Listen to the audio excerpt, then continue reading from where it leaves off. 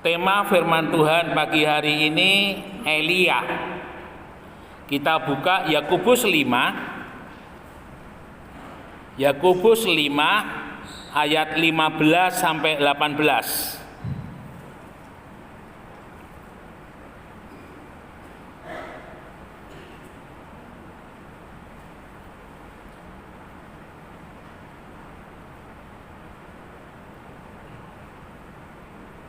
Yakobus 5 ayat 15 sampai 18.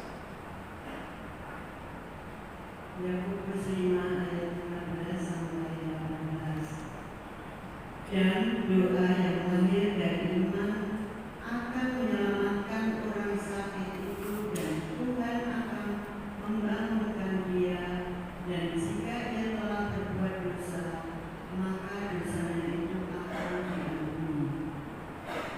Karena itu, hendaklah kamu saling mengaku dosamu dan saling mendoakan supaya kamu sembuh. Doa orang yang benar, bila dengan yakin didoakan, sangat besar kuasanya. Elia adalah manusia biasa sama seperti kita, dan ia telah bersungguh-sungguh berdoa supaya hujan jangan turun, dan hujan pun tidak turun di bumi selama 3 tahun dan 6 bulan. Lalu ia berdoa perang dan langit menurunkan hujan, dan bumi pun mengeluarkan buahnya. Ya. Bapak Ibu Saudara yang dikasihi oleh Tuhan, kita mempunyai banyak cabang ya dan pos PI pada penggembalaan almarhum Papa Slamet. Kemudian ketika penggembalaan Mama Esther, oleh Mama Esther diserahkan kepada hamba-hamba Tuhan yang melayani hari ini. Dan ada satu hal yang menarik ketika ibadah pertama kali di GPPS Ndermawu, ya. Jadi waktu itu kita ibadah di Ndermawu dengan beberapa kaum bapak dan kaum muda, karena waktu itu tidak bisa lewat dari atas sehingga naik dari bawah.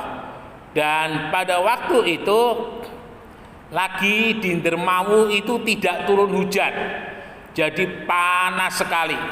Dan orang-orang pada saat itu mereka sudah pasrah, karena kalau tidak turun hujan beberapa hari ke depan, artinya bibit yang mereka tanam itu mati.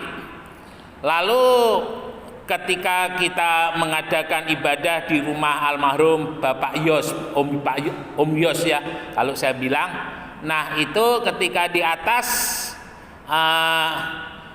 dan juga waktu itu Pak John sebagai kepala desa juga hadir, dan waktu itu saya tanya, Pak, apa yang dibutuhkan oleh orang-orang di sini? Lalu Pak John bilang, kita ini membutuhkan hujan Om, karena kalau tidak hujan maka benih yang sudah tumbuh itu akan mati. Akhirnya kita ibadah, dan selesai ibadah lalu saya ajak jemaat untuk sama-sama berdoa, dan kita mohon supaya Tuhan menurunkan hujan. Bapak Ibu Saudara yang dikasihi oleh Tuhan, dan pada saat itu ketika kita berdoa mohon Tuhan menurunkan hujan, luar biasa. Hujan turun dengan deras sekali. Dan ketika kita mau pulang sudah amin, lalu kemudian kita mau pulang hujan terang. Itu adalah satu tanda penyertaan Tuhan untuk GPPS yang ada di Ndermawu, ya. Jadi setiap pelayanan di cabang-cabang yang ada selalu ada tanda yang kalau boleh saya katakan itu adalah titik awal sebagai pernyataan Tuhan hadir di tempat itu, dan sebagai pernyataan Tuhan akan memberkati pelayanan di tempat itu. Nah, Bapak Ibu Saudara yang dikasihi oleh Tuhan, pagi hari ini kita sama-sama berbicara mengenai seorang nabi yang luar biasa. Nabi ini tidak pernah menulis kitab, ya. Tetapi ada banyak kali Nabi ini mengadakan banyak mujizat. Jadi Nabi itu adalah wakilnya Allah untuk berbicara kepada umatnya, sehingga segala apa yang disampaikan oleh Nabi itu mewakili pernyataan Allah terhadap umatnya. Dan salah satu Nabi yang fenomenal, kalau boleh saya katakan, itu adalah Nabi Elia, ya. Dan Elia ini luar biasa. Dia adalah seorang nabi yang dipakai oleh Tuhan luar biasa. Bapak Ibu Saudara, kalau kita mengingat siapakah Elia itu, dia adalah orang dari Tisbi, ya, timur daripada Sungai Yordan. Dan waktu saya ke sana, Sungai Yordan sepertinya tidak seperti yang digambarkan oleh Alkitab. Saya tidak melihat aliran sungai yang deras, tetapi hanya aliran sungai yang tidak terlalu deras, ya. Itu Sungai Yordan yang ada. Arti nama Elia itu adalah Tuhan Allahku. Dan itu terlihat dari kehidupan Elia yang memiliki keyakinan yang kuat dan kokoh kepada Tuhan. Dan Elia ini adalah seorang nabi yang diutus Tuhan untuk membawa kembali umat Tuhan ke jalan Tuhan. Kalau saudara ingat, ketika Elia melayani, bangsa Israel sedang mengalami krisis kerohanian yang luar biasa. Ketika Ahab sebagai raja Israel mengambil Isabel, seorang permaisuri dari kerajaan kafir, menjadi istrinya dan membawa pengaruh ibadah Baal di tengah-tengah kehidupan bangsa Israel. Nah, ini adalah sesuatu hal yang sangat tidak menyenangkan Tuhan. Dan kita lihat beberapa kali Elia mengadakan mujizat di tengah-tengah kehidupan bangsa Israel. Kita ingat mulai daripada Elia yang pertama melawan lebih kurang 400 nabi Baal, ya. Lalu kemudian mujizat yang ada di Sarfat, lalu kemudian membangkitkan orang mati dan beberapa mujizat lainnya. Nah, ketika kita melihat akan keberadaan daripada Elia yang menarik, Elia tidak menuliskan kitab, ya. Jadi saudara tidak akan mendapatkan satu kitab yang ditulis oleh Nabi Elia. Tetapi di sisi yang lain kita melihat Elia dipakai oleh Tuhan untuk menyatakan mujizatnya Tuhan itu luar biasa. Dan konon Elia ini kepalanya botak, ya, dan pernah diejek oleh anak-anak dengan ketika ada rombongan anak-anak diejek, si kepala botak, maaf, di sini ada Pak Naga, maaf Bang. Ya, dan itu membuat Elia marah dan akhirnya Elia memerintahkan beruang, dan beruang itu mencabik-cabik anak-anak yang mengolok-olok di dalam kehidupan Elia. Bapak Ibu Saudara, di dalam firman Tuhan ditegaskan Elia itu sama seperti kita, ya. Jadi Elia itu bukan manusia yang lahir dari ibu yang berbeda dengan kita, tetapi Elia adalah manusia yang sama seperti kita. Artinya ada tulang, ada daging, ada darah yang ada di dalam tubuh daripada Elia. Tetapi kekuatan daripada Elia adalah keyakinannya akan Tuhan. Dan ini menjadi satu hal yang perlu kita teladani. Bagaimana Elia ketika dia memohon kepada Tuhan, dia memiliki sebuah keyakinan, sebuah iman yang luar biasa, bahwa apa yang dia doakan, apa yang dia minta, pasti Tuhan lakukan. Nah, ini menjadi satu hal yang menarik. Nah, pagi hari ini kita mau melihat di dalam kehidupan daripada Elia, bagaimana ketika dia melayani Tuhan. Bapak Ibu Saudara, sebelumnya kita mengingat kehidupan daripada Bapak Abraham, ya. Bapak Abraham ini adalah bapak orang beriman. Artinya Abraham ini juga secara rohani bapak daripada Elia. Bagaimana keteladanan iman daripada Abraham itu istilahnya apa? Menjadi teladan bagi bangsa Israel untuk mereka boleh berkenan kepada Tuhan. Nah, kita ingat di dalam kehidupan Abraham itu sepanjang perjalanannya, kalau boleh saya katakan, Abraham tidak hanya berjalan, tetapi Abraham menikmati janjinya Tuhan yang Tuhan janjikan untuk tergenapi di dalam hidupnya. Tetapi di sisi yang lain kita juga harus sadar, ketika Abraham berjalan, ternyata tidak semua tempat di mana Abraham berjalan itu sudah Tuhan berikan kepada Abraham, ya. Ada yang sudah Tuhan berikan, tetapi ada juga yang belum. Tetapi Abraham terus berjalan sampai akhirnya ketika bangsa Israel berada di Mesir selama lebih kurang 430-450 tahun, dan ketika mereka bebas dari Mesir, apa yang Tuhan janjikan kepada Abraham dan keturunannya Tuhan genapi. Dan bangsa Israel merebut satu persatu daerah yang dulu dijanjikan oleh Tuhan, yang dulu sudah dijalani oleh Abraham, sekarang dinikmati oleh bangsa Israel. Nah, ini menjadi satu hal yang luar biasa. Bapak Ibu Saudara yang dikasihi oleh Tuhan, kita mau kembali kepada kehidupan daripada Elia. Uniknya Elia di mana? Ya, ketika dia datang kepada Tuhan, ketika dia memohon kepada Tuhan. Yang pertama, Elia di dalam doanya, Elia sungguh-sungguh, ya.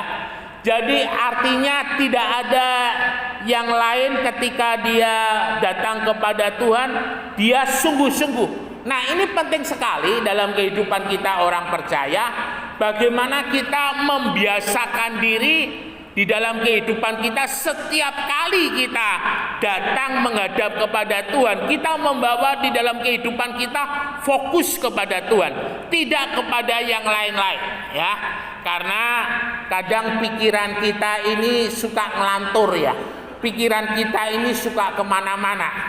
Jadi pikiran kita itu, kita di sini, tapi pikiran kita itu bisa di Surabaya, pikiran kita bisa di Mojokerto, pikiran kita bisa di banyak tempat, ya. Dan ini luar biasa. Jadi ketika kita berdoa, pikiran kita kunci, fokus hanya kepada Tuhan. Bapak Ibu Saudara yang dikasihi oleh Tuhan, ini sama halnya perintah daripada Tuhan ketika dikatakan bagaimana kita harus mengasihi Allah. Kita mengasihi dengan segenap hati, kita mengasihi dengan segenap jiwa, kita mengasihi dengan segenap akal budi, kita mengasihi dengan segenap seluruh kehidupan kita. Jadi maksudnya ketika kita berdoa dengan segenap hati, dengan segenap akal budi, dengan segenap jiwa, semuanya untuk Tuhan. Nah, ketika kita berdoa kepada Tuhan dengan kondisi yang demikian, Bapak Ibu Saudara sudah menempatkan doa Bapak Ibu Saudara menjadi prioritas yang kita bawa kepada Tuhan. Dan ini menjadi sebuah gambaran bagaimana yang kita doakan itu menjadi prioritas, sementara ketika kita berdoa kita tidak menjadikan doa kita prioritas, ya. Doa kita A tapi pikiran kita bisa B, C, D dan seterusnya. Tuhan mau di dalam setiap kehidupan kita apa yang kita doakan kita sungguh-sungguh. Nah, itu yang dimiliki oleh Elia, ya. Bagaimana ketika Elia menghadapi 350-400 Nabi Baal, Elia memohon kepada Allah untuk menurunkan api. Itu fokus seluruh kehidupan Elia, yakin dan utuh bulat, tidak ada pikiran yang lain-lain, Tuhan pasti akan menurunkan api. Dan ini dinyatakan. Dan saya ingat kisah daripada ayah saya ketika beliau melayani di Tretes, ya, waktu itu. Dan waktu itu ketika ayah saya melayani, ada pada saat itu lagi masa-masa ini, ya, gerakan G30 SPKI. Jadi kegiatannya itu sangat masif sekali pada saat itu. Dan pada saat itu salah seorang pengurusnya itu lagi kelas, ya, dengan papa, karena papa waktu itu ceritanya melarang jemaat di Tretes untuk pergi ke Ngawi, ya. karena di Ngawi itu orang-orang kalau ke sana mereka mengejar pentung kolor ikat ya, sehingga kalau disingkat menjadi PKI, jadi itu kepanjangan dari pentung kolor ikat. Dan pada waktu orang itu mengatakan besok nanti malam kalau ayah saya akan didatangi oleh harimau jadi-jadian yang besar. Dan saya ingat waktu ayah saya cerita, ayah saya juga menantang ya. Baik, saya tunggu jam berapa, di mana saya tunggu itu harimau. Dan yang terjadi harimaunya tidak pernah datang, saudara. Dan itu adalah salah satu bentuk keberanian beliau ketika beliau menghadapi kuasa-kuasa kegelapan yang mengganggu pelayanan beliau pada saat itu. Nah, Bapak Ibu Saudara yang dikasihi oleh Tuhan, demikian juga dengan Elia. Ketika Elia meminta api turun dari langit, itu bukan perkara yang mudah. Itu bukan perkara yang gampang untuk dilakukan, ya. Karena kita tahu sebelumnya sepanjang hari 350-400 Nabi Baal itu mereka berteriak-teriak meminta supaya api turun dari langit. Tetapi kenyataannya api itu tidak turun, ya. Dan kita lihat Elia dengan sisa waktu sampai dengan malam itu Elia hanya meminta kepada Tuhan dengan doa yang cukup singkat, kalau boleh saya katakan, untuk Tuhan boleh membakar persembahan yang ada pada saat itu. Dan yang menarik, persembahan itu tidak disiram dengan minyak, tetapi oleh Elia disiram dengan air, sehingga benar-benar kalau itu terbakar memang dibakar oleh Tuhan. Nah, Bapak Ibu Saudara yang dikasihi oleh Tuhan, kesungguhan daripada Elia itu membuat doanya dijawab oleh Tuhan, ya. Dalam waktu sekejap api turun dari langit membakar persembahan Elia, dan semua rakyat takjub terkejut karena rupanya bangsa Israel pada saat itu sedang mengalami kekeringan rohani. Elia pun mengatakan, Tuhan, hanya aku yang masih setia kepadamu. Tapi Tuhan katakan, enggak, ada orang-orang yang masih setia kepadaku, ada orang-orang yang masih sungguh-sungguh kepadaku. Itu ya kalau dihitung ya mungkin presentasinya sangat kecil, dan orang-orang itu menjadi kekuatan doa yang boleh menopang pelayanan daripada Elia. Saya teringat dengan kebangunan rohani yang terjadi di Wales. Wales itu adalah salah satu negara bagian dari Inggris, ya. Di sana dikisahkan pada saat itu ada kurang lebih 20 atau 25 jemaat di gereja itu, karena gereja itu kecil, yang berdoa memohon kepada Tuhan untuk terjadinya kebangunan rohani di kota Wales. Nah, Bapak Ibu Saudara, ketika jemaat yang ada di Wales itu berdoa, Tuhan menggerakkan seorang hamba Tuhan yang ada di Amerika. Jadi kalau saya nggak bisa membayangkan, jaraknya cukup lumayan jauh, Tuhan bisa membawa doa orang-orang yang ada di Wales kepada seorang hamba Tuhan yang ada di Amerika, dan hamba Tuhan ini begitu tergerak hatinya untuk dia boleh melakukan sesuatu di kota Wales. Dan singkat cerita, hamba Tuhan ini pergi ke kota Wales dan dia melayani.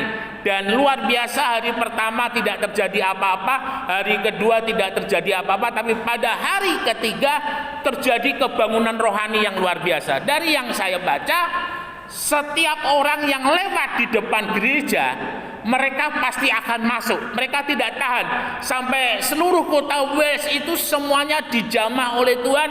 Dan sejarah kota itu sampai hari ini tercatat, bisa dilihat sampai hari ini, bahwa pada saat itu di kota Wales sama sekali tidak ada kejahatan selama 1 minggu.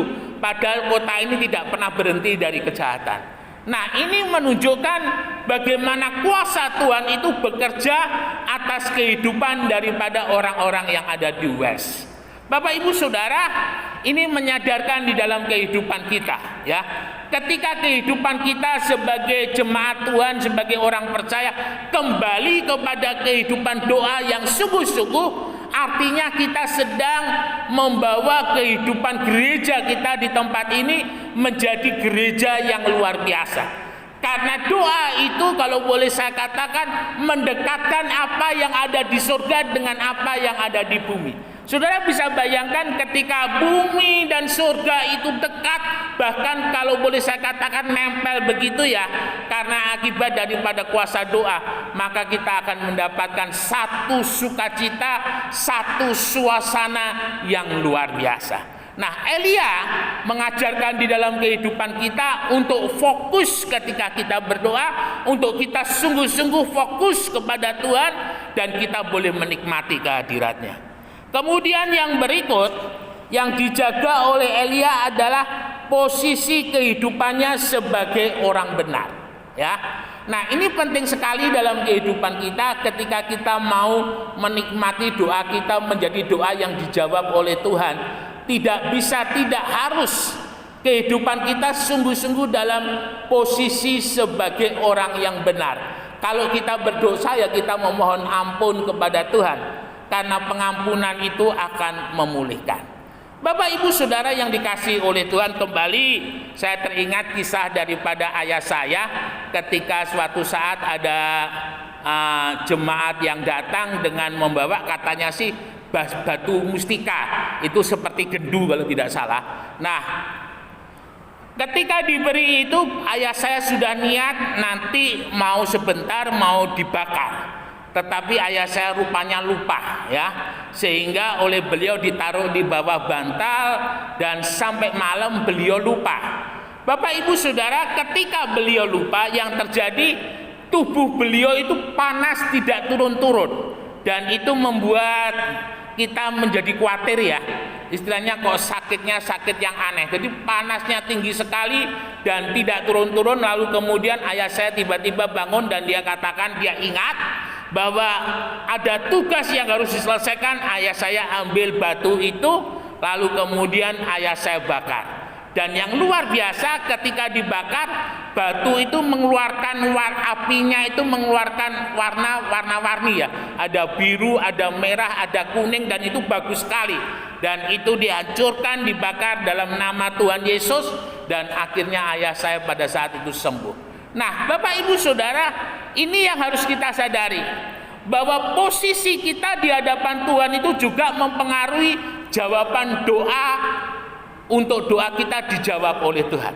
Ketika kita benar di hadapan Tuhan, maka jawaban doa itu pasti akan Tuhan berikan. Sesulit sesukar apapun bagi kita, tetapi itu akan Tuhan jawab, akan Tuhan kabulkan untuk kehidupan kita ya. Jadi tidak hanya sungguh-sungguh, tetapi bagaimana kehidupan kita di hadapan Tuhan itu juga menjadi satu hal yang perlu kita perhatikan. Lalu kemudian yang berikut, yang terakhir itu adalah sesuai dengan kehendak Tuhan. Ya. Jadi di dalam kita berdoa, doa kita itu, permohonan kita itu hendaknya adalah doa yang sesuai dengan kehendak Tuhan. Sesuai dengan keinginan Tuhan, sesuai dengan maunya Tuhan, ya. Jadi ketika kita berdoa, kita harus sadar bahwa apa yang kita minta itu adalah untuk kemuliaan Tuhan. Jadi segala sesuatu untuk kemuliaan Tuhan itu adalah kehendak Tuhan. Tetapi kalau tidak untuk kemuliaan Tuhan, itu adalah kehendak dan keinginan diri kita sendiri.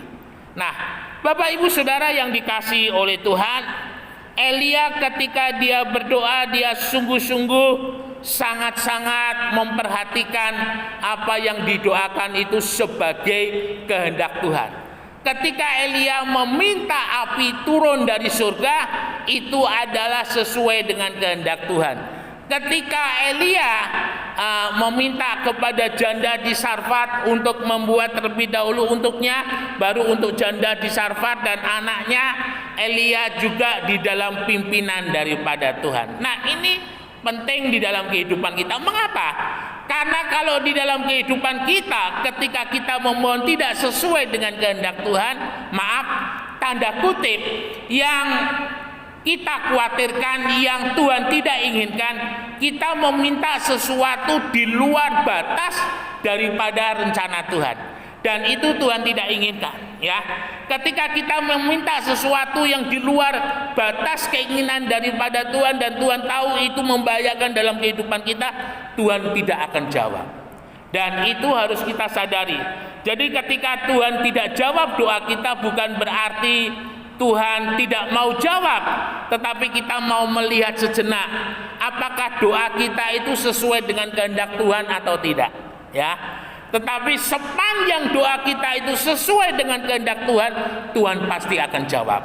Ketika doa kita sesuai dengan rencananya Tuhan, pasti Tuhan buka jalan, pasti Tuhan tolong. Nah, itu menjadi satu keyakinan yang penting di dalam kehidupan kita. Bapak Ibu Saudara, Elia adalah manusia biasa, tetapi oleh karena kehidupannya yang berkenan, doanya yang sungguh-sungguh, lalu doanya yang sesuai dengan kehendak Tuhan, Tuhan jawab.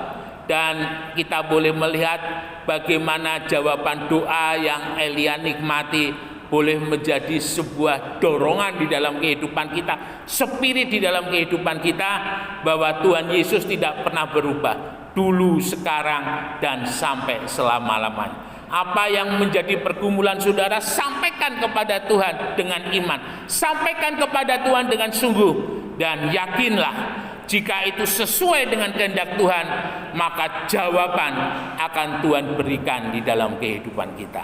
Immanuel, Tuhan Yesus memberkati, beri kemuliaan bagi nama Tuhan.